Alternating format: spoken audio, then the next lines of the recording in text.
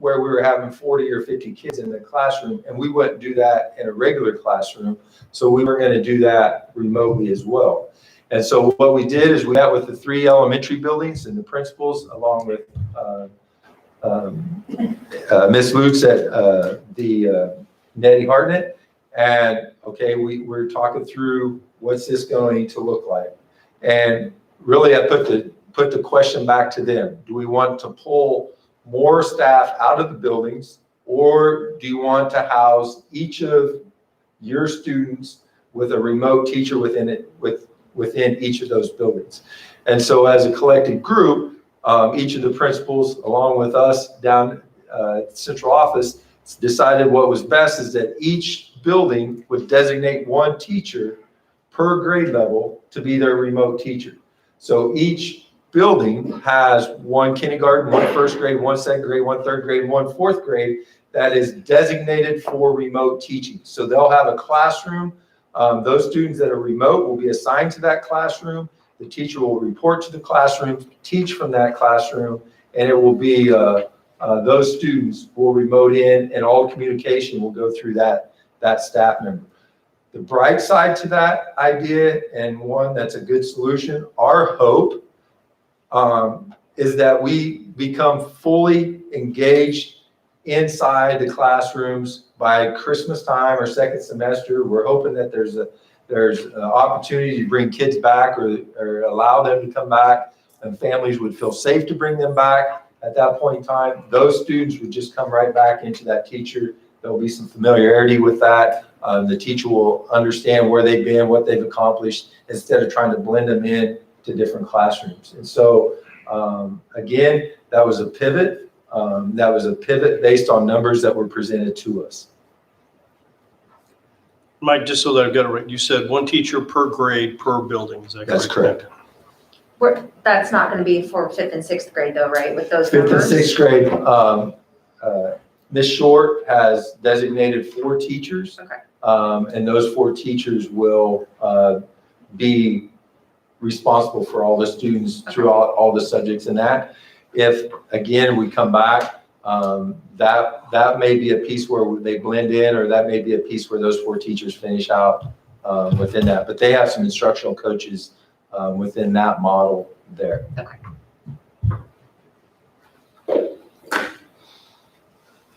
Here's just some counts by grade. And so really it's a repeat.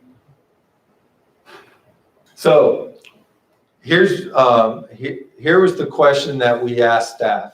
Now that we have begun reconnecting with students, what worked well from our Pioneer Restart Plan, and what areas do you need more support from? As you know, you had all the responses from every teacher, every staff member that reported. But for really to understand what Thought Exchange does, if I put in a answer to that question, then each one of you will see what my answer or what my response was to that. Then you can rate that. So everything's live, nothing's hidden. And so as things get entered and people rate that, what people like about it or what they respond to and how they rate that moves things up to the top. So what we decided to do is really focus in on what the 10 major or the 10 top things that in each category, from our staff to our parents to our students, what they determined were areas of need or areas of improvement. And so that's what we would review tonight with you, are the top 10 responses to that question. So I loved having smaller groups of kids to start. I think it helped lower children's stress levels. There weren't so many overwhelmed kids. That was kind of a theme throughout, and as you all know. But one of the things that was kind of an aha moment for us from a downtown standpoint, this is something that we may be able to adopt to begin each school year to slow things down, not only for our students, but for our staff, give more time to actually implement and teach.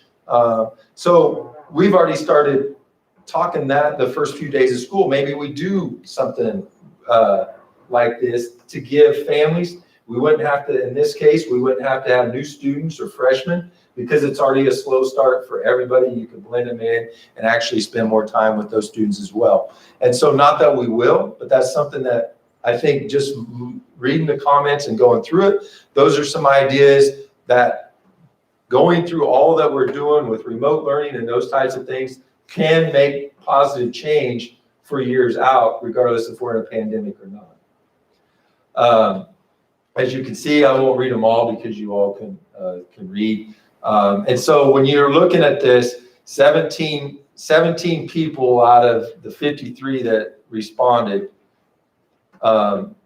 liked that. So you can see the number on the side, who responds, how it's responded. If they give it a 1 star, 2 star, it changes that, which you all know. And so it'll give you the time to read through those.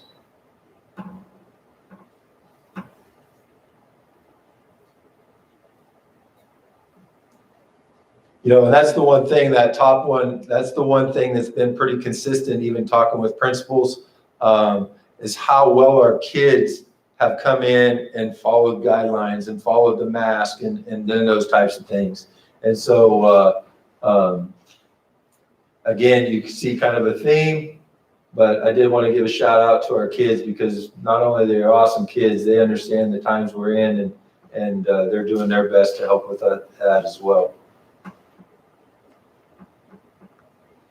And I think for a lot, and again, not everyone, because we all have different anxieties, we have all different thoughts about the pandemic and what we want to do and how we wanted to react to this. But for the most part, a high majority of our staff are always excited to see kids. And so getting through that anxiety of start and actually seeing kids and understanding the need they have for us, I think was very impactful to our staff and to each of our buildings. So those are the teachers and staff responses. Here's the question that we asked parents. As we begin the 2021 school year, what related thoughts would you most like to share with your child's teachers, building and district administrators, and the Board of Education?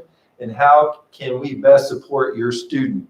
Again, using the same concept, we let the program and do its thing and give you the top 10 of those. The top 2 were thanks for everything you guys do. It's very important to have good role models for education, which that's a tribute to our staff, because that says everything in a nutshell there. I would like our teachers to know that our family supports them. Their safety as well as my student is my priority. You are important and we care about you much like you care about our students. And again, you'll see common theme through that as you read those and as you read the other responses as well. I'll give you a moment to read that page. We had 391 responses, which I thought was pretty good for sending it out and getting feedback prior to tonight.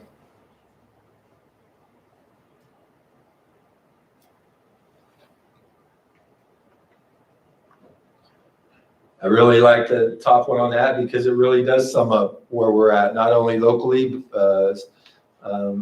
as a local community, but as a regional, state, and even national. I know that this is a difficult time and any action taken will upset half the population. Thank you for doing what you can to keep our kids safe.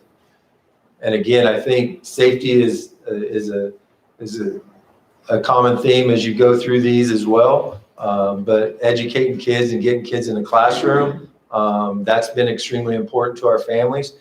Over 70% of our families chose to put kids in person.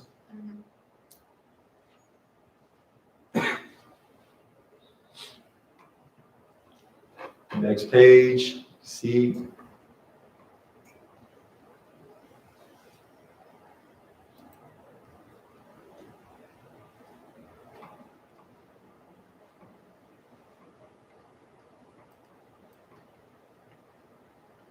So then we went to the high school students. How's it been returning to school for the 2021 academic year? And what thoughts would you like to share directly with your classroom teachers and building administrators to help us better prepare you for success? Again, using the same top 10.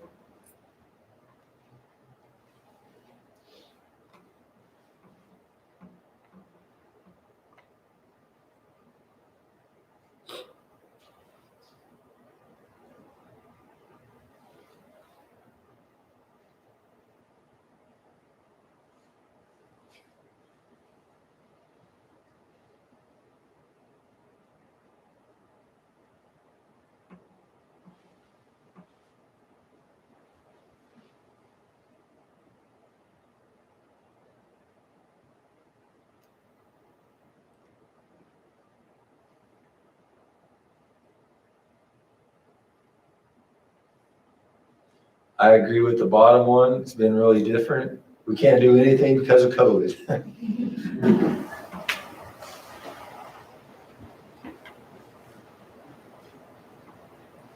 Oops.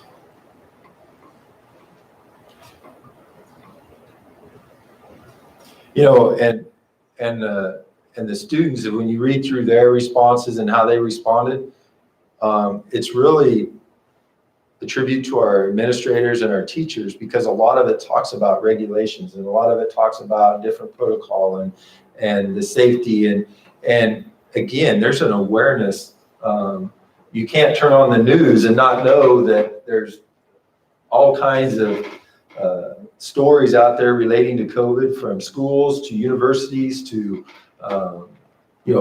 businesses. We're all affected. We're all affected in similar ways.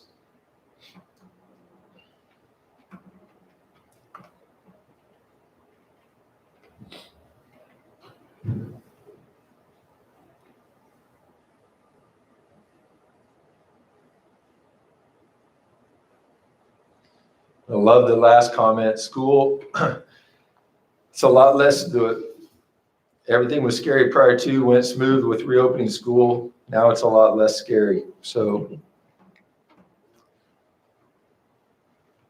I'm going to let Jake, because Jake has been to all the meetings with me. He took the county reopening plan. He took that and made it into a one-page, easy read type document that would be easier to follow. So Jake, you want to come up and take us through this portion of it and kind of explain the categories?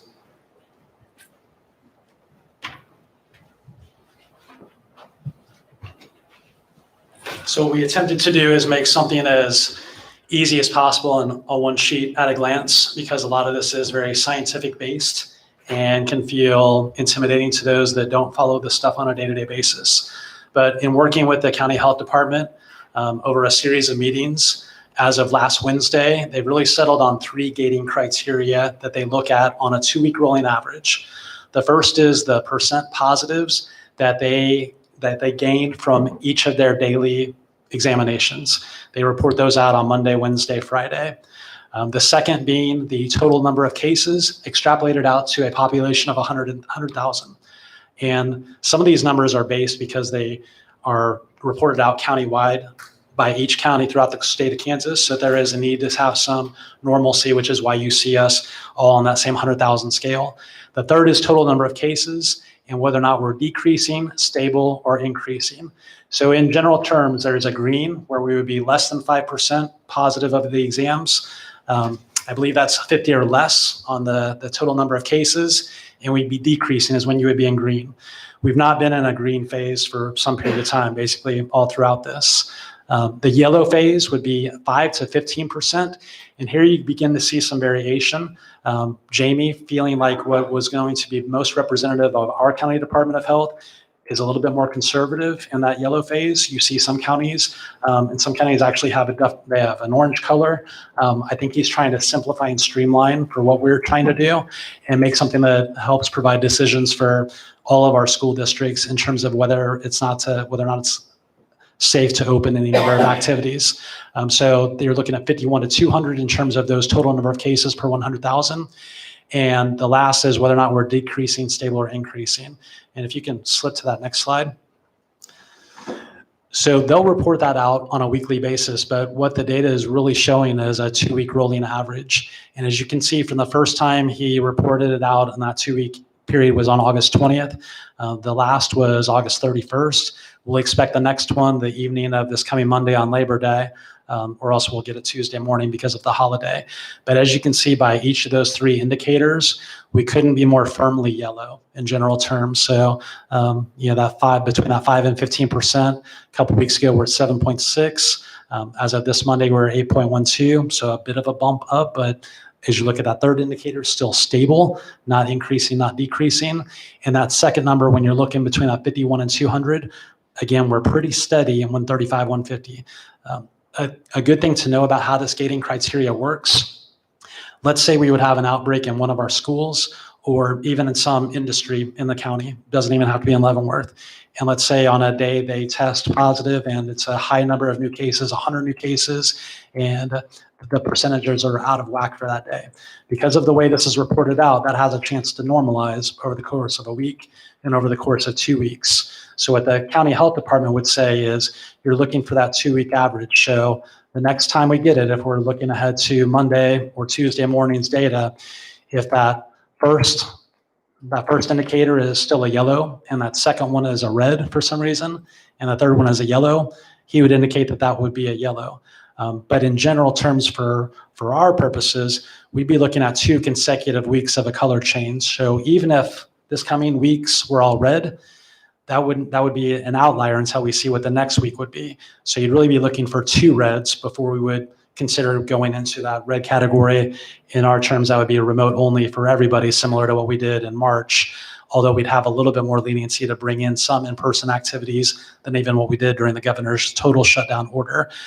By the same terms, if next week is all green, you'd be looking for one more week of all green because you could just easily revert back to yellow. So we're looking for continuity. And the 3 gating criteria also give us a chance to ensure that there's no tiebreaker. If we were only looking at 2 indicators, you're a green, you're a yellow, which one of those are you going to go with on a given week? So again, this was you're not going to see this exact visual representation on the county health department site. I did this purposely to make it as easy as possible for our stakeholder community and the board to understand. Each of the numbers do get reported out on a weekly basis on a much more scientific looking chart. And each of those 3 gating criteria are exactly as described in those white boxes. Are we able to look at just the city of Leavenworth instead of doing Leavenworth County for our specific? No, a couple of things on that. The county health officer would say that the virus isn't going to stop at a city border. So that he only has control and jurisdiction of the county itself for reporting purposes. Something that happens in Johnson County, for example, is not going to necessarily land on his desk. So that's one reason for that. One of the benefits of using Jamie and the county health department's information as opposed to the state, because you can get this information from the Kansas Department of Health Environment as well, is he's able to basically splinter off. For example, when the prison system was having an outbreak, you're not seeing those numbers because he's localizing them. He's basically assuming that those cases aren't necessarily going to jump outside the walls unless something terrible has happened. But it's looking at his control numbers of what he considers to be true transmission potential. Thank you. And he's had that request from other counties as well, or other districts as well, and other cities, because they'd like to think that they're a little bit more free and clear. But all it takes is one positive exposure to jump that number. So we could have an instance where Baser has an outbreak that would affect the entire county. By the same terms, because of the county numbers and statistics, it allows some normalcy also to where one city isn't necessarily negatively impacted by one outbreak. So as a board, this is one of the decisions tonight that you would have to really consider whether or not you want to adopt the gating criteria. So when I say this, when I talk through as of, unless things have changed since last Wednesday, as of last Wednesday, it was presented to Baser Linwood. Their boards voted to adopt the criteria for K-12 education, but not specifically to the extracurricular activities. Tonganoxie took it to their board. Their board voted not to do gating criteria. They're either green or they're red. So they're either all in or all out based on numbers and based on the county. Lansing, same as Tonganoxie. They took the gating criteria to the board. The board voted all in, all out, red and green. And Jamie actually presented to their board during that board meeting as well. And so with that, as a board, you have to look at and again, this is Jamie's and the county health office criteria, gating criteria. Jake, tried to make it more understandable for us in a one glance look, but also being able to explain the different color groups as well as the different indicators up top of what drives the green, yellow, and red. So when you're thinking of that and you're thinking of that criteria, one of the things that we as an admin team, and I want you to know that there's been lots of pivots off this. There's been lots of discussion. Not all of us believed when we started that this would be the recommendation to you as a board. So when I give this recommendation, it's as the admin team, K through 12, as well as taking the information that you read and was shared through Thought Exchange to either endorse or change our thought process in this. And so the recommendation to you as a board tonight is that we stay in a hybrid model through the month of September following the gating criteria. Then our recommendation would be that we set a board meeting prior to your October board meeting to discuss where we've been and what needs to change. Part of this driving factor is this. We've seen as a state a huge increase in numbers after the 4th of July. There's that same possibility that after Monday's Labor Day and this last vacation opportunity for families to go outside or go travel or do something, that same spike could happen.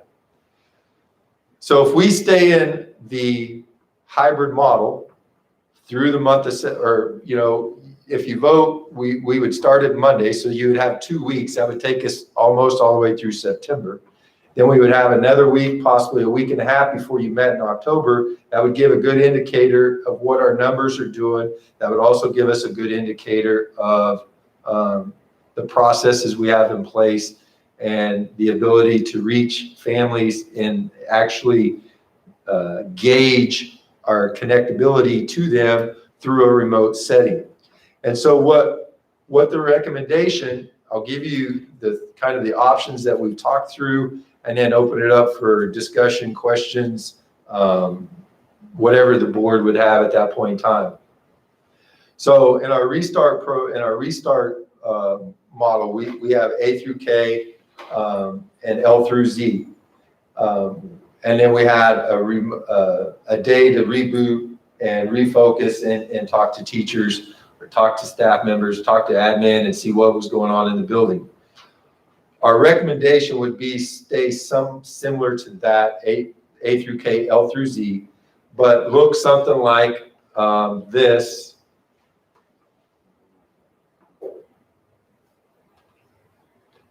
Where we go A, B, and then the all H would be, so you have school, home, home, school, home. So the all home on Wednesday is to do all remote learning with our staff on that Wednesday.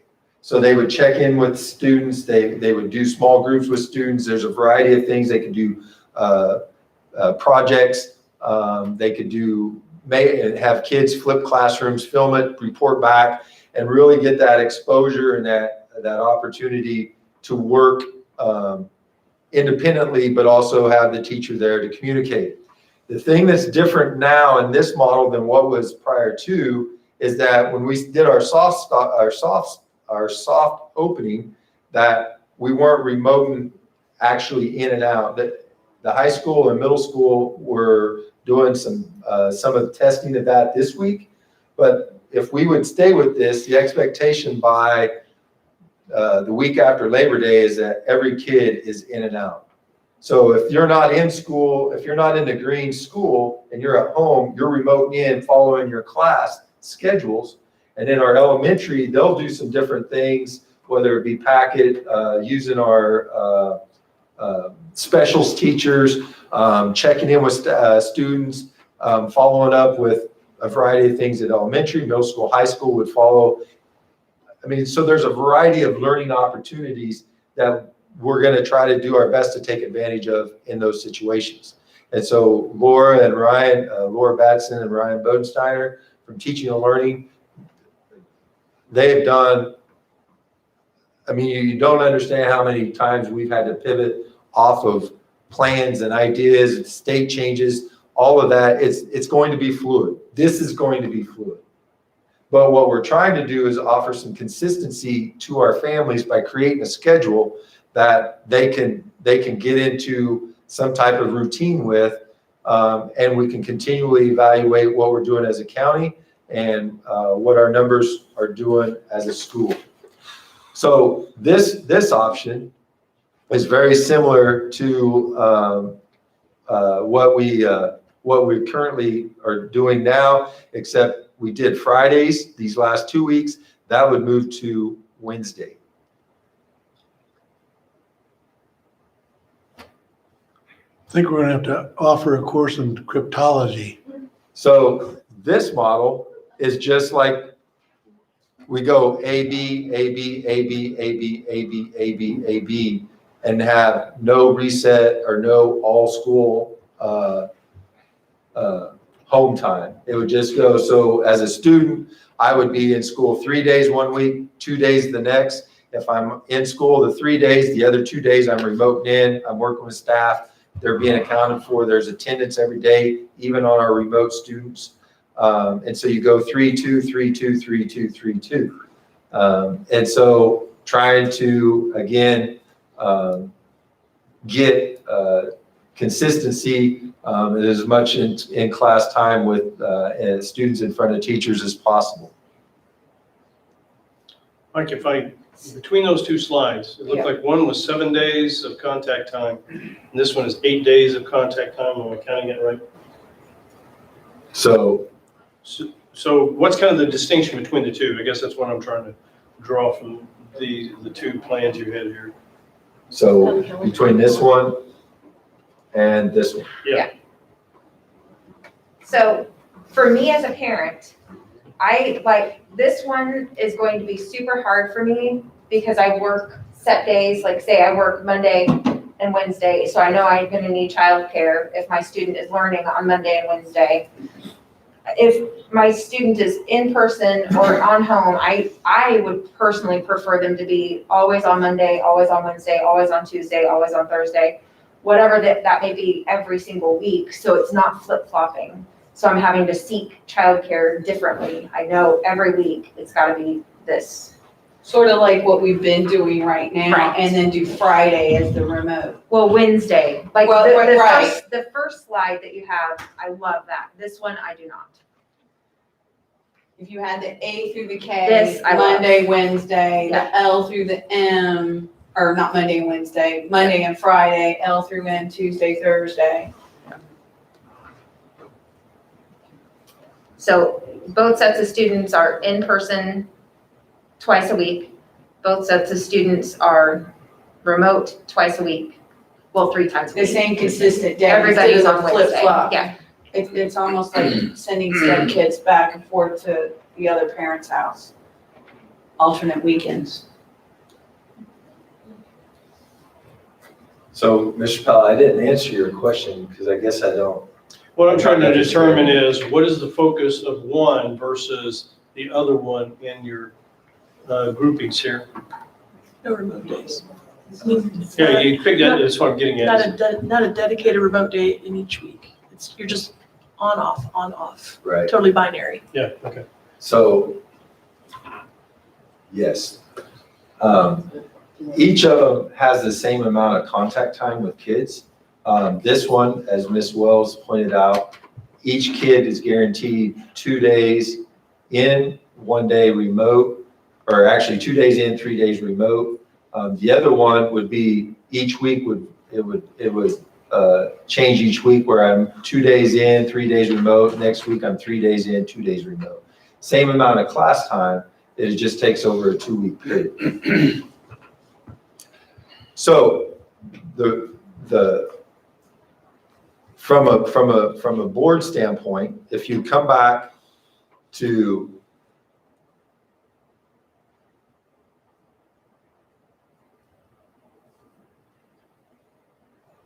one of the reasons, and we learned this with our situation at the high school, is that if you look at the slide on the left, and social distancing is something that we believe as a district that we need to maintain.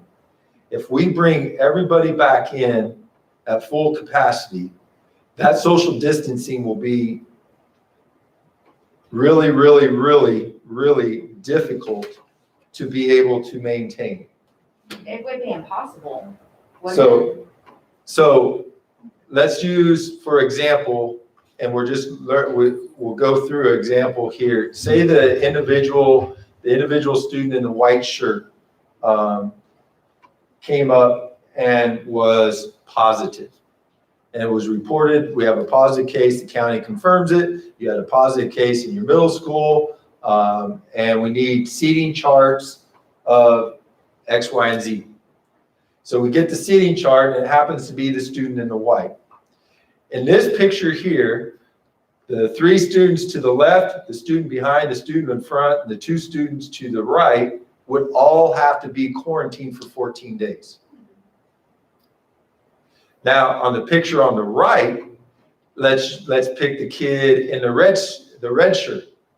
If we're in that scenario, chances are we can't see directly behind, so we're going to say that desk is open.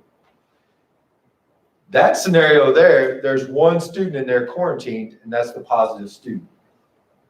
If they use the criteria of social distancing. Everyone's in mask. And we're not closer than 6 foot. There's no direct contact. Chances are, not 100%, but chances are the county would look at this and say, okay, you had no one around Mike Roth, and so not that they would give us his name, but just in theory, so he's the only one and no one else is affected. So when you look at it from a contact tracing piece, go ahead, Jake, you want to add something?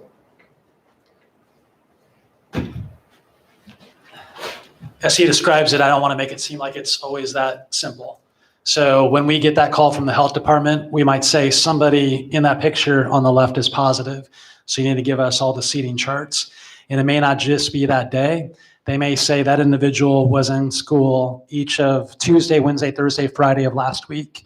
So each time we have that effort, we're going to give each of those logs. And also, by the way, that kiddo might have also been involved in extracurricular activities. So we need the logs of all those individuals that may have been in close contact. So as much as we want to be in person every day, 100%, those are the scenarios we're playing out and we're learning as we go. And in some cases, other counties are learning from us since we're first to be in session. It's very possible that if forced to give 4 days of seating charts, especially in those instances where we don't know who the kiddo is, we could be quarantining multiple classrooms for 14 to 24 days at a time. And then it doesn't matter if you're AB or AB remote, everybody's going to be remote for that entire 2 to 3 week period. The quarantine situations are going to depend on their last exposure when that individual was symptomatic. And there's also going to be times where somebody in that classroom is asymptomatic we don't know they've tested positive, and there is a risk of transmission. So those two pictures are a pretty good idea in terms of comparing what 100% might look like to the right. But I just want everyone to know that most typically it's not just going to be one day snapshot that we're dealing with. And in some cases, we're going to be revisiting logs from over a week ago and multiple days at a time before we even know about it. I was gonna say, you can't go by that one classroom. Correct. You gotta go by the whole day. But that could be an elementary classroom, and the elementary classrooms are more cohort Yeah, oriented. but that's than- high school. That's middle school. Middle school. Right, and middle school up on the left. And we'll be asked, were they masked? We'll be asked, were they closer than 6 foot for durations of 10 minutes or longer? Most of those class periods they will.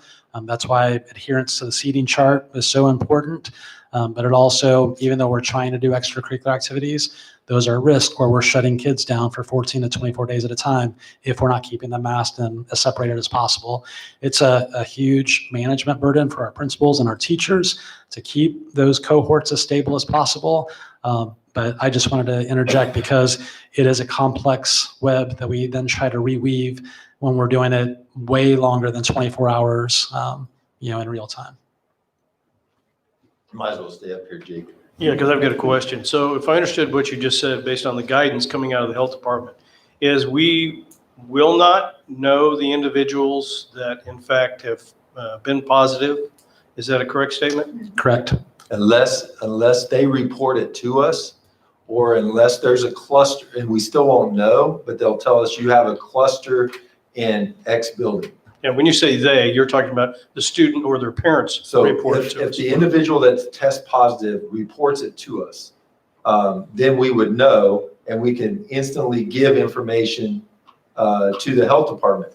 As a school, we don't have the authority to quarantine or isolate. That has to come, and I can't say, oh, you got a positive, you were exposed, but you had a test and it came back negative. I'll let you come back into school.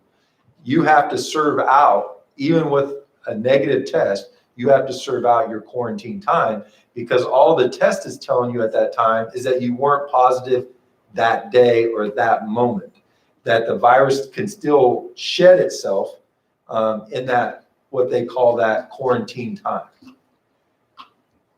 And so that's what makes this like so difficult, because there was no one, I shouldn't say no one, there was probably very few people that wanted kids back in school, fully back in school, more so than me. Because I know how important our community believes education is, and all students having the same opportunities to be able to be in school full time. By giving you this recommendation, it gives us the possibility to stay in person longer. Because even though we're doing what we're doing, like Jake talked about, there's still a chance that an entire building could be fully remote. But what we're trying to do, and what as a board and as a district you approved, was try to mitigate as many of these exposure opportunities as possible. We're wanting the full experience for kids. We feel the need for families to have daycare and our staff to have daycare. And as they're teaching and their student may not be in our district or in our district and are on different schedules, we're trying to work through that. We're trying to give opportunities. We're finalizing some possibilities on adding some opportunities like that. And as soon as we can make that happen, we'll let everyone know and hopefully be able to accommodate some of those needs. And so it is with difficulty, because as we've seen in slides, we have people all over, we have people saying, you need everybody back in. You have people saying, what you're doing is great. You have people who are like on the fence and not really, there isn't an answer that's going to be right. If you vote this, you have Lansing that is all in or all out.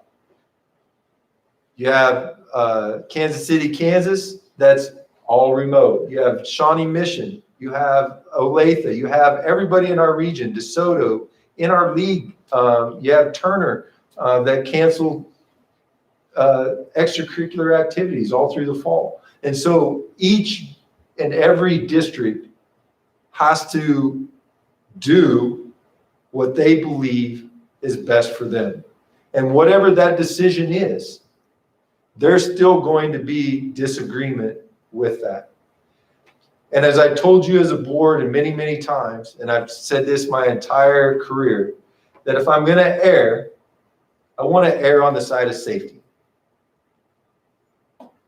And I don't believe in that situation, people don't have to agree with me, but it's hard to fault me. And I think that would be the same decision you as a board have to make.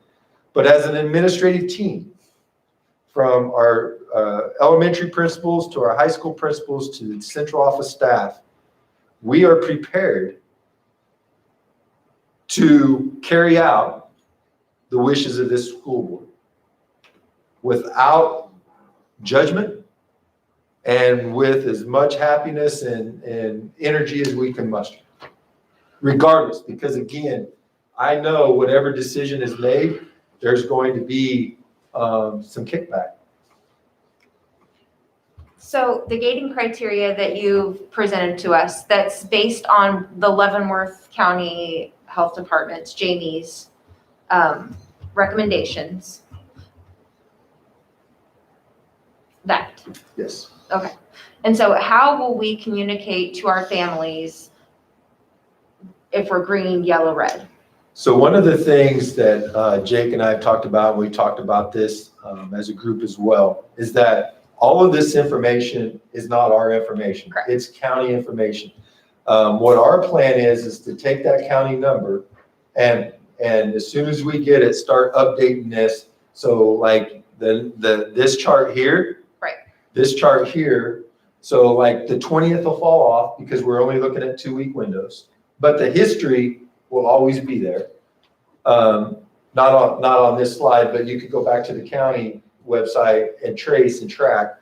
So our goal would be to update this as soon as we get the information. So the 20th will fall off, the 31st will go over, and then the 7th, when they do the release of the 7th information, we'll create just like you see now, and we'll have it active on our website. So parents can check, staff can check, students can check where we're at. But again, we're looking at two weeks worth. So like if the 7th comes back and we're all green, everyone's like, woo, we're in. But we have to wait till we get that next Monday, and then we will put out information that by Wednesday to our staff of what's going to happen as parents, what's going to happen the following Monday. And then we would follow that for 2 weeks. Okay. So we're not roller coastering families by 1 week you're in, 1 week you're out, 1 week we're red, 1 week. So, and that was something that Mr. Miller also thought was very conducive to the issue as far as giving families, giving teachers, giving schools opportunities to prepare and plan. And you will see as you go through this, we've been yellow almost the entire time. Yeah. So it's going to take a lot to get us to green, and it will take a lot to change us to red for 2 weeks consecutive. Okay, so to simplify, the green means we're 100%, we can go in person, no masks. No, It's with restrictions, the Okay, mask so there will still be restriction and things restrictions. would Okay. stay in place, yes. fantastic. And then yellow is the hybrid model that we initially put out in the thing, and tonight we're saying what that hybrid model is going to look like. And then red is we're 100% remote. K-12. And Dr. no activities, nothing. I mean, everything's shut down, and it would be just like last spring. Yeah, And Dr. then Roth, I'm another- assuming if tonight we accept that we're going to follow the county criteria,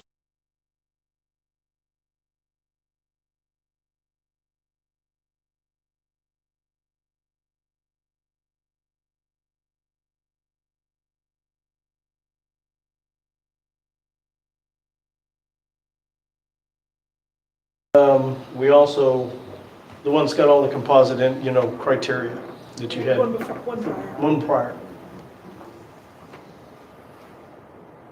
So if we follow that under amber or yellow, we have to consider a hybrid model.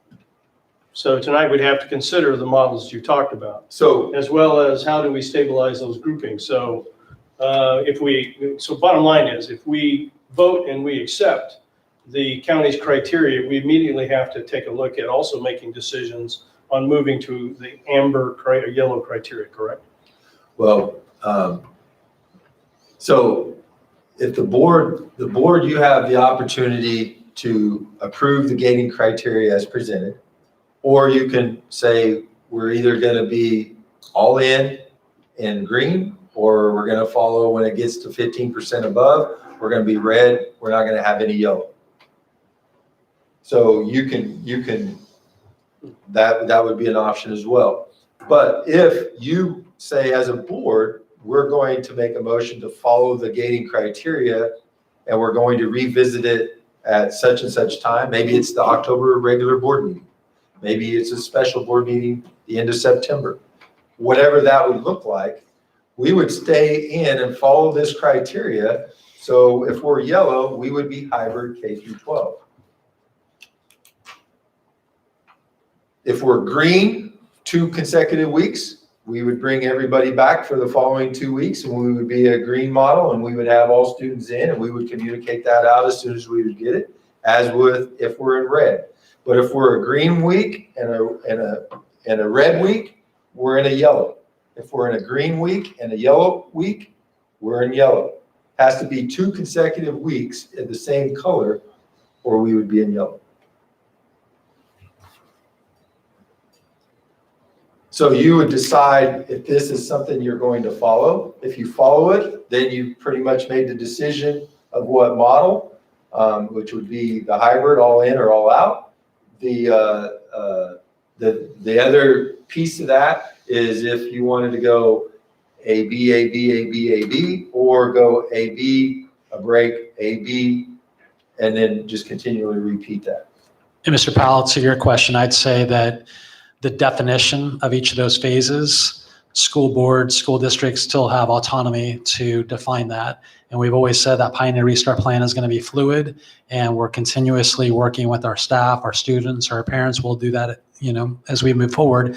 We might find a different way to cohort in that yellow phase. But in general terms, if you're yellow, it's some kind of restriction of overall head count is the idea, and some kind of stabilized groupings.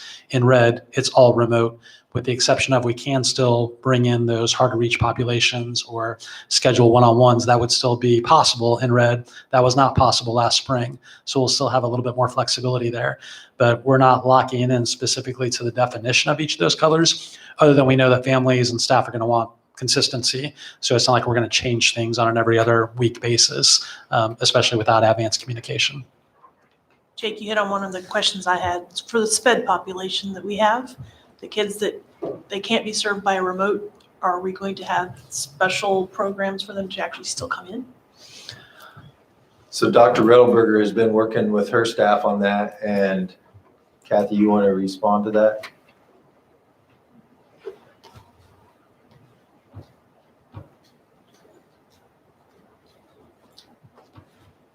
So each of those decisions are made individually based on student needs. Many of our kids we experienced some of our kids doing very well remote that we wouldn't have thought had done well remote. But we do have options and things in place for students that maybe cannot do remote. So those things are available, but those are individual decisions made for each student. What I always let everybody know is that whatever the group decides, that's what we do for special ed, and we make it work. So I always tell Dr. Roth, I can't really make decisions until we decide for the whole group, because I can't necessarily do something more or less for our kids with disabilities.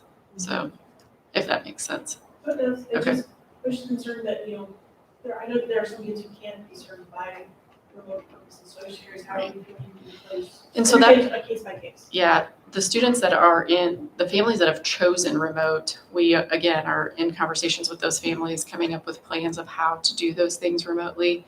An example of something that's very, very difficult to do remote is physical therapy. And so we have made offers to families that are in remote that we would have a location for those families to bring their student in to receive that service once a week or however much it says in the IEP. To do that. Some families have agreed to do that. Some aren't still comfortable doing that. And so we work, we provide strategies for families, things for families to do, videos, whatever we can do. That's what we, it just is so very dependent on the individual student. Yeah.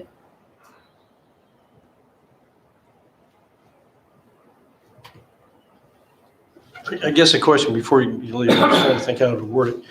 From the KSB video conference we had the other day, and I think you were part of that, they talked about the need that when we do make changes like this, then how does that impact assessing or reassessing, because now you have an IEP that you're not following. As we make these decisions, is that what's going to happen to you? Is your group going to have to reassess those? How does it impact the IEPs? Because we have to deliver the services we say are in the IEP. So whatever the big group decides, we don't, for example, if we decided, let's say we decided that we were only going to do school half day from here on out.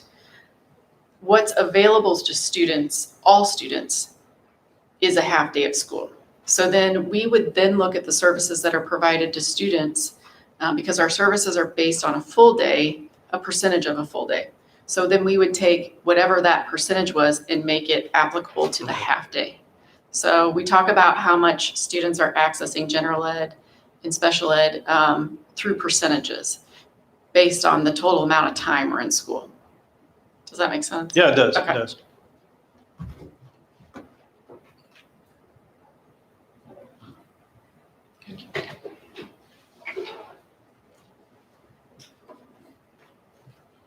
Any further discussion among the board? I have one other question. I know under yellow, I know we've already done a lot of restricting for our high-risk activities. Do we anticipate any other further restrictions on them? No, one of the things that, so just some things we're going to wrap up with, our coaches and sponsors have really done a nice job meeting with other coaches and sponsors throughout the league. They probably have they have stricter guidelines and protocol than what is really required in a lot of areas. Does that mean we're not going to have exposures or shutdowns or things like that? Absolutely not. We probably will. But as we talk through those activities and really try to dive into that, that's a mental release for a lot of our students. And a lot of our students need that as much as they need anything. And so with what we have and where we're headed with that, we're the same restrictions that are in a classroom or as close to those as we can. We're trying to get implemented, but each coach has protocol. As you see in the volleyball picture, our girls were all in masks. They're trying to separate as much as possible and keep as much cohort as possible in that. So if there is contact tracing back, maybe that's not the whole team, maybe it's certain groups, and kids are going to get more opportunities possibly to play at different levels because of a quarantine or an exposure or something. But if you looked at Excelsior Springs or seen the news, Excelsior Springs didn't have anybody positive, but the team that they played had a positive. So Excelsior Springs football team, the varsity team that played that night, all were quarantined. The coaches weren't, because the coaches weren't deemed as a close contact because they weren't actually in contact with the player that was. And so their contact was like third level. And at third level, you're monitoring your symptoms but you're not quarantined. And that's a difficult thing for people to understand is what's direct exposure, what's like second, what's third, because we get phone calls that says my daughter was at a friend's house and their brother tested positive and she was around it. Do I have to stay home?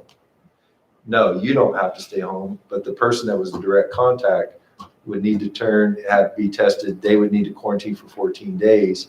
But again, a lot of that self-quarantine or self-awareness and self-reporting. There's situations everywhere that those scenarios may happen that we would never know about, or business wouldn't know about, a college wouldn't know about. It's just kind of how things roll. I was just curious if we had any additional restrictions. No. Okay. Just remember though, if we shut down a team for 2 weeks, then you have to have 2 weeks of conditioning again before you can recompete. Given the abbreviated season we have this fall, that basically shuts them down for the season. Yeah, we figured depending on where that exposure would happen and when, a team could probably make it through one shutdown, but no team could make it through two and still be ready to have the competitions and the practice time for the safety of that. Then we would have to make a decision how that would look at that time. But those are all, I mean, possibilities for sure that that could happen. Mike, I got a question about one of your first slides, the numbers, home versus in class. Sorry, I don't know how else to go, but flip back through. I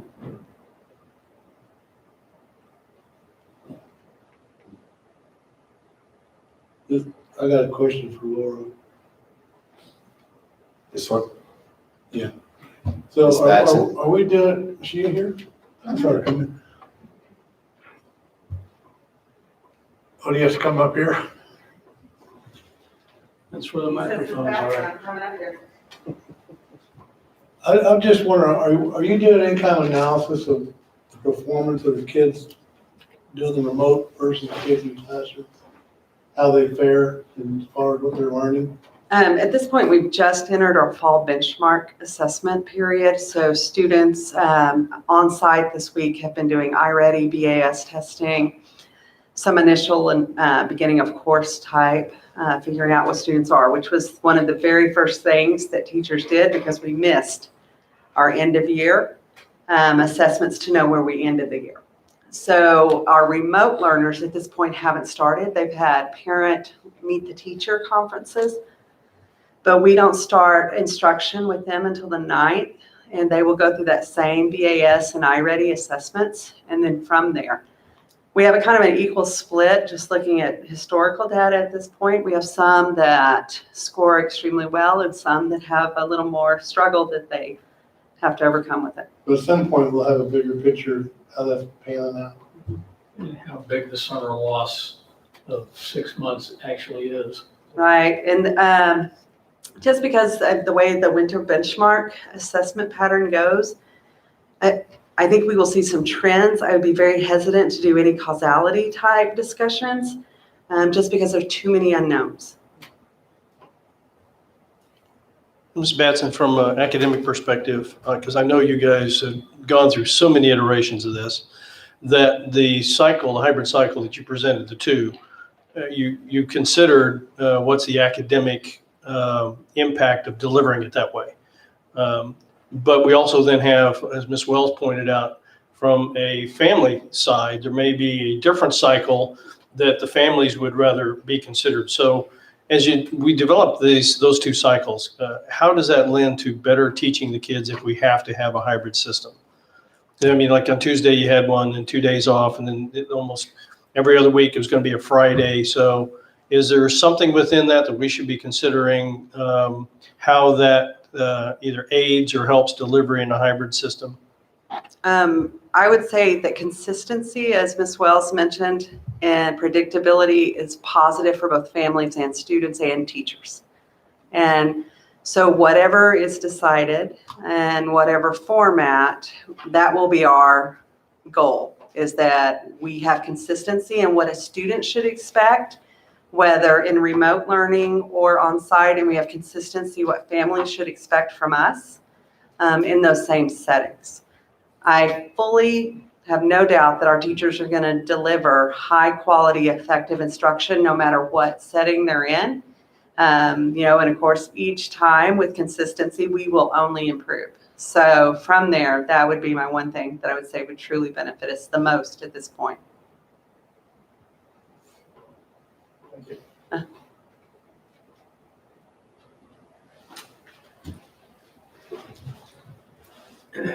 I would like to make a motion to adopt the Leavenworth County gating criteria as presented. Okay, we have a motion. We have a second. Motion from Mrs. Wells, a second from Mrs. Price. Any further discussion at this time? Can I get a clarification, Mr. Darling? Yes. Would that be a revisit at any time, or you want Oh, to do yes, this? and revisit with, I would like us to come back before the October meeting just to discuss this again. So you guys tell me the date prior to the We could October set that. meeting. I just wanted to make sure that you Yes, wanted to. with the revisit. revisit, yeah. Yeah, I think it's fairly, That'd be simple. well, as far as discussion, anytime we go from yellow to green to red or whatever else, I think the board ought to vote on that. That's personally, it's just, shouldn't be just an automatic thing. I think we need to have a human in the loop, and that human being the 7 people, counting Mr. Goodman, is missing Well, right now to make that decision that, yeah, we'll use the data, but it needs to be, I think we need to be on record as voting on it. That's personal opinion. It's my opinion, not necessarily the board's. Doug, you say that it's not necessarily an approval, it's acceptance. It's an acceptance. We need to say, okay, we're now going from yellow to red, or, yellow to green, whatever the data tells us we ought to be able to do, or we are allowed to do safely. That's what I think the board ought to vote for. That's what, isn't that what we're adopting by getting the criteria though? well, but I see what he's saying. What I'm Right? saying If we're is- going to red, we need to come in and say, okay, yeah, we're We're voting, going to red. we're going to red, and yes, we are going to solid remote. For at least And 2 then- weeks. Right, until and For at we're least then 2 we weeks. hit yellow or we hit green, then we can, okay, yeah, we're voting, we're going all in, because we're green, we've been green for 2 weeks. And those votes are easy to do, they can actually be just teleconference well, votes. Zoom meetings or whatever else. They're the really super short special meetings. But no, Well, I would like I to understand see- what you're saying, we're as actually putting a the- stake in on it. As the public's representatives, we need to, step up and vote yea or nay as we so. Rather than something that's just constantly rolling forward without actually hearing our input on the Okay. topics. And Doug, on that, is it accepting it as the change every week, or accepting it, or making an acceptance if we have to change? I would say if we have to Areas. change. Okay, thank you, because That's that wasn't clear. Yeah, 'cause Okay, yellow, red, whatever. that's fine. I just wanted to, I just think when we're gonna change things, we need to come online and put our John Hancocks, If we're going to So, change from yellow to red or yellow to green. Because right now, we agree with yellow. Okay. And I just wanted to, that was my personal opinion. I'm not, once again, So you're I not wasn't gonna saying, speak for the board. It's what you guys collectively want to do. so you're not saying we need to come in, if the next week is yellow, we don't need to say, okay, we accept yellow. It's No, only if there's a If change there's a from. change. Thank you. Okay. Yeah, So I the would just- clarification. Yeah, just as a point of clarification though, we're at this point determined that if we accept this criteria, that we do it in a yellow condition, because that needs to be specified here as well. What's our start point? Okay. And I think we all understand here, given the county records, that we're starting at yellow. But the points of having a solid schedule, so every Monday or Tuesday, whatever it happens to be, instead of the ABA 1 week, it's just, that way parents at home can plan a little bit better, that I need someplace to put Johnny and Janie on Tuesday because they're not in school every week for the next month. Or because we've got 2 weeks. 2-week time period, but we'll also give them some time, advance warning to change. And that's one of the problems we're gonna have in communicating, because of things, get basically a week's possible change From And if we Wednesday go, to if we Monday. went from yellow to green, okay, we may change next week, we may not, which is gonna be hard for childcare, and I understand that. Well, I mean, based on our county's data, it's been what, like 4 months that we've been yellow consistently, that we haven't changed out of yellow. So, Mike, one thing we haven't talked about, it doesn't affect the bus schedule at all? Does it stay the same? Bus schedule would stay the same, yes. We're still paying them to transport, and it's easier on the buses because they are transporting less kids. And there's some other things, as you read through the 57 pages of comments that are in there that we, and at some point we need to address. Some of it's just minor, I mean, you know, like what the heck is the grab and go lunch menu gonna be today? I guess a kid can bring a sack lunch to school if they don't like, you know, the cordon bleu that they're preparing for us. Well, that, or they all start at 8 o'clock, and you got lunch 1, lunch 2, lunch 3 is not even eating till 1:30. Their day's almost over, they're starving to death. So that we may need to be That's able some to of the address stuff that. that is gonna have to work on as we go forward. But it's good to know that, because I didn't know it till I was reading it. Yeah, depending upon how, you know, I can go 5 hours and not have a problem. I Yeah, could probably go everybody's 5 days and metabolism not have is a problem. Right. But, you know, some of these kids that weigh 37 pounds, And we've in essence, that there used to be this saying, if you never gave a child chocolate, a child can never crave chocolate. The minute we let these kids go back to school, and I am so grateful that we have, even if it's been, you know, just 50-50 like this, we've given them chocolate. These kids want to be there. I've had so many parents or kids like, please don't take me back out of school. Please don't take me back out of school. Of course, they'll understand if it's red, there's nothing else that we can do because of the safety. But these kids are excited about being back there tremendously. and they need to, They need it, they want it, they crave it. you know, I said that same thing after watching it at scout camp this summer. Yeah. They just, you know, want, you know, human beings are social creatures. They like being around other people. And screens don't make up for it. Dr. Oath, this is a peripheral question. I know that the Horizon Kids program is done by the Education Foundation and they do before and after school. Are they going to expand their program to That's- accommodate the other days? That's what we're working for. We found some space. We're just surveying some parents to see, and then we'll open it up to staff once we do that. But Katie and the foundation have really taken the lead on that, and working with Ms. Sloan and Mr. Potter on finding, and Mr. Dedeke on finding some space for that. But our intent is to possibly expand that if everything works out, and possibly expand it as early as next week. Okay, good. Thank you. So do we need a clarification of the motion? 'Cause I'm- Okay, we have a motion to adopt gating criteria starting at yellow. And if it's going to change from yellow to another color, the board will vote for that to take place. That was my understanding of the motion. Is And that- revisit again. Yeah, So you're gonna have a special meeting every time it changes or something? well, maybe a Zoom meeting. Oh, then Yeah.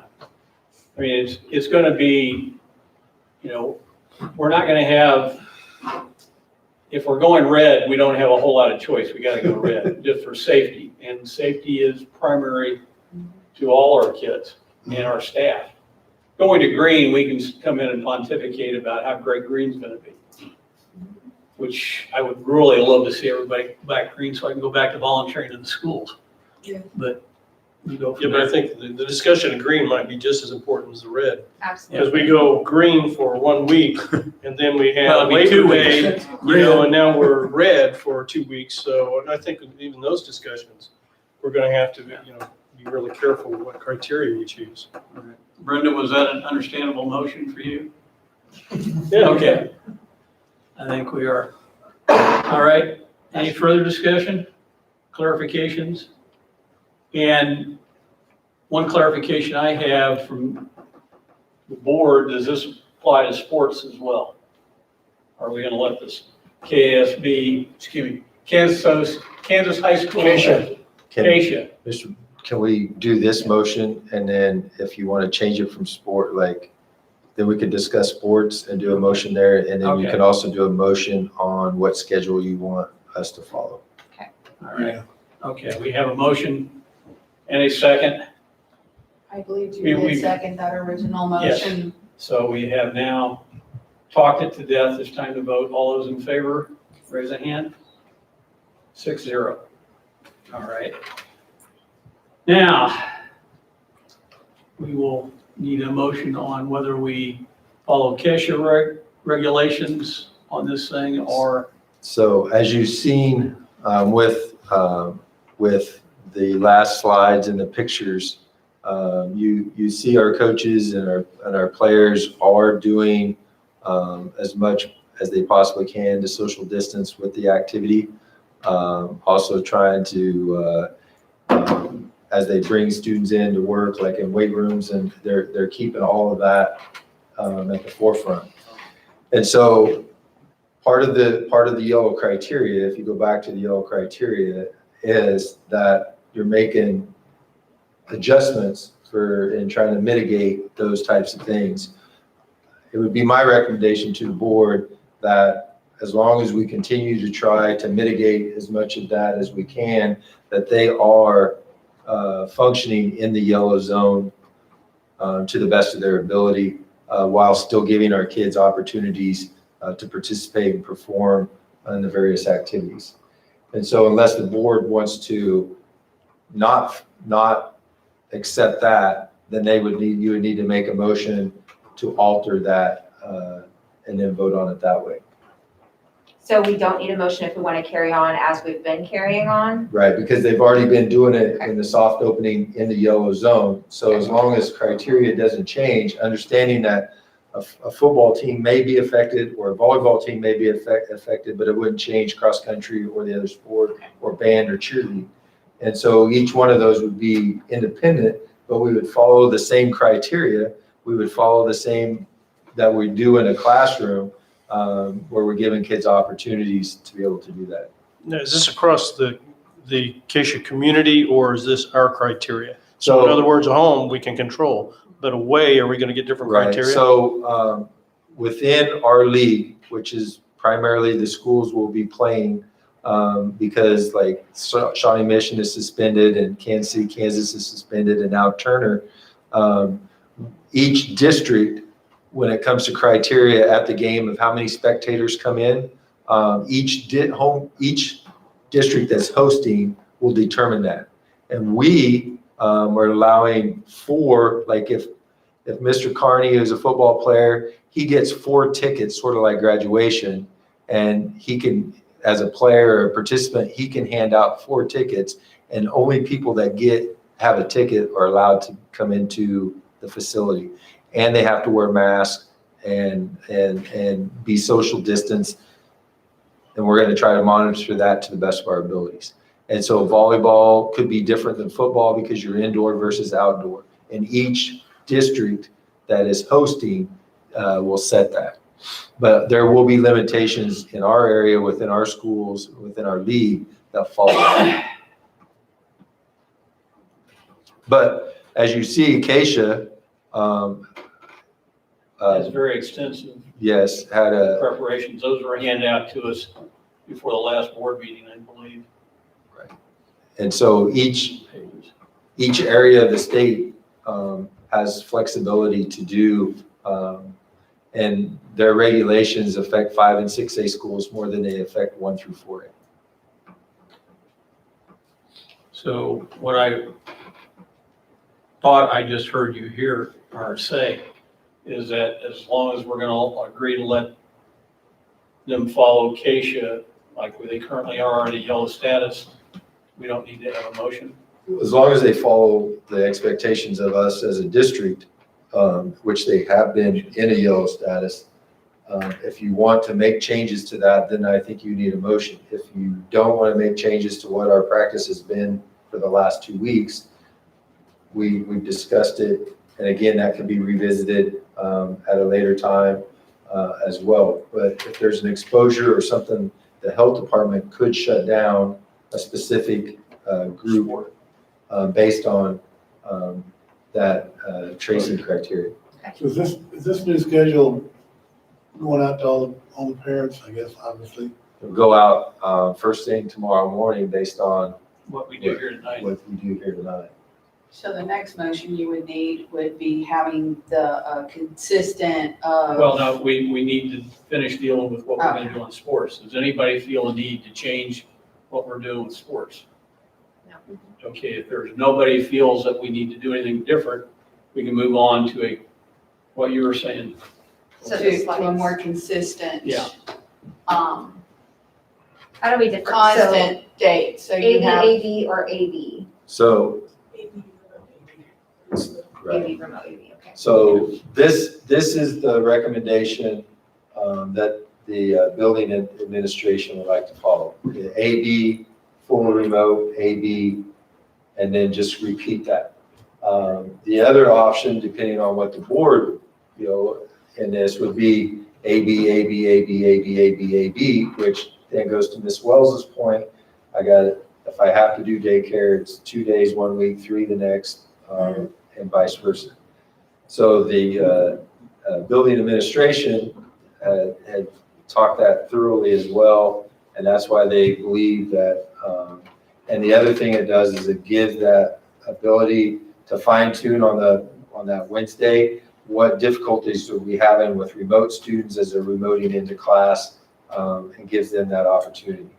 And so, one of the things that we're going to have to solve in this, and it's a passion of Mr. Idacavage, as well as a lot of the other principals, is what do we do with those gaps of students?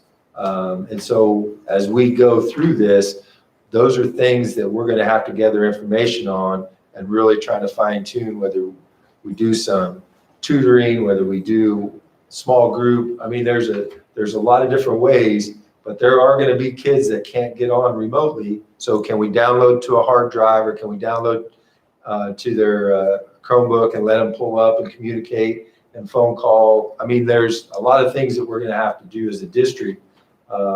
So again, as we move with this, it's a very fluid movement. It's learning as we go. It's working with families. It's working with students.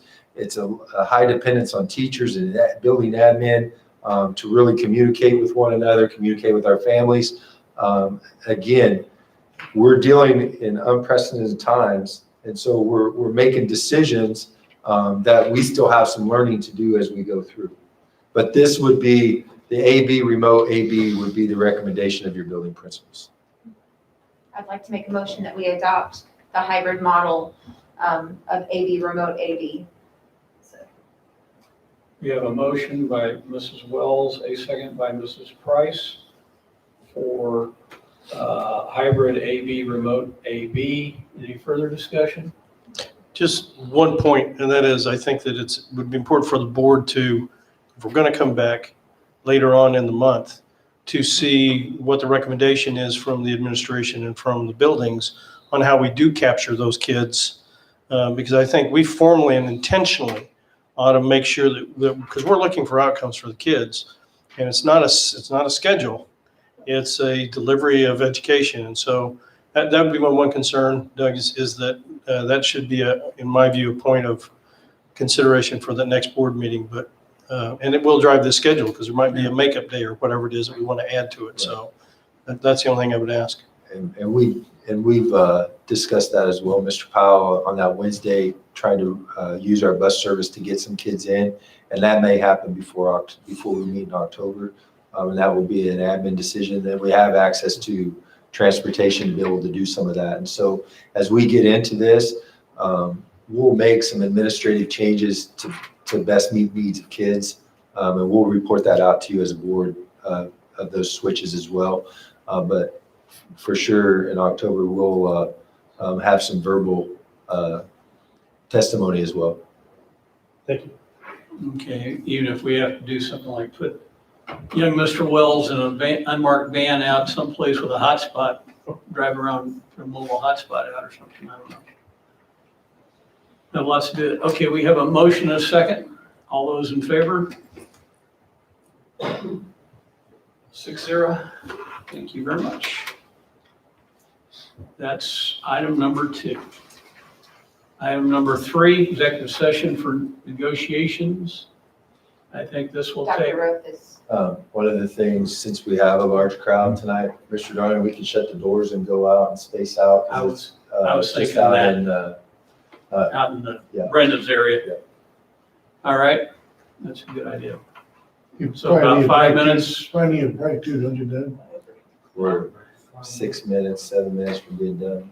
Yeah, we're not that far from being done there. you can hold it, Carney.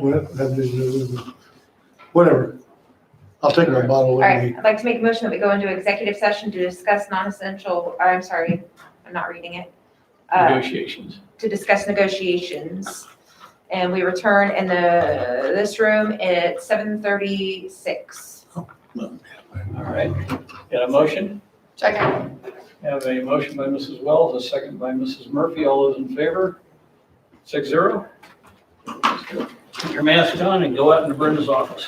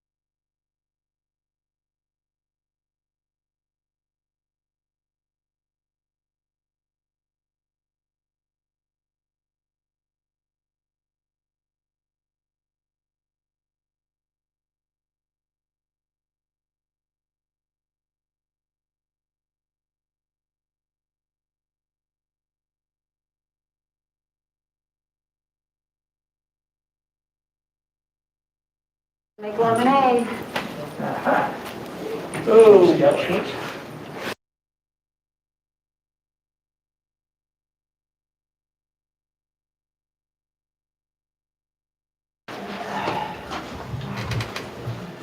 got a couple more seconds before we can reconvene.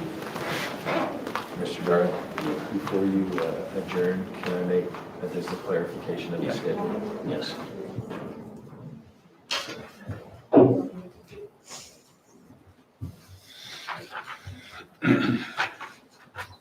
Okay, we're back in open meeting now. Mr. President, I move to approve the 2020-2021 negotiated agreement as presented.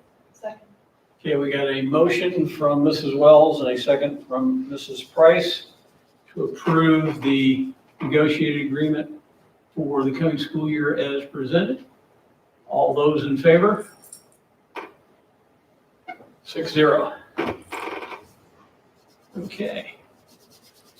Now, Dr. Roth asked for a chance to clarify something just real quickly. So just for clarification for the public as they watch this and review this, the schedule for our beginning next Wednesday will be, we'll go A, B, the remote, and then we'll go A, B, remote, A, B, and we'll follow that all the way through. So since we have a 3-day week, we'll go A, B, Friday remote. Then the following week, we'll go A, B, Wednesday, A, B, then A, B, Wednesday, A, B, and we'll follow that. But since it's a 3-day week, we'll just go A, B, remote. And we'll send all this out to families, but just wanted to clarify that moving forward. Could I ask one little question about that? So should a child not be feeling well, and of course it's not COVID because there are other things out there in the world, and they miss their day, can they access remotely on that day? They can work that out with their principal, but to answer that, that is our There's ways to understanding work that that around will be, yes. Okay, thank you. Okay. And I would ask staff that one of the comments that was provided us on blended families where the children don't always necessarily have the same last names. You can have one in the first part of the alphabet and one in the second half of the alphabet. We can use some common sense to rationalize them and level out the numbers across. And our principals will be able to help with that as well. All right, I appreciate that. All right, barring that, this meeting's adjourned. And yes, thank you all for coming. I hope it was educational and informative.